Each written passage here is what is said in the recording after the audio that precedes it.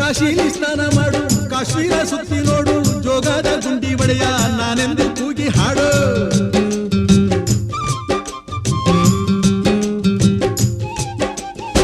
ಅಜಂತ ಎಲ್ಲೋರನ ಬಾಳಲ್ಲಿ ಬೊಮ್ಮೆ ನೋಡು, ಬಾದಾಮಿ ಐಹೊಳೆಯ ಚಂದನ ತೂಕ ಮಾಡು.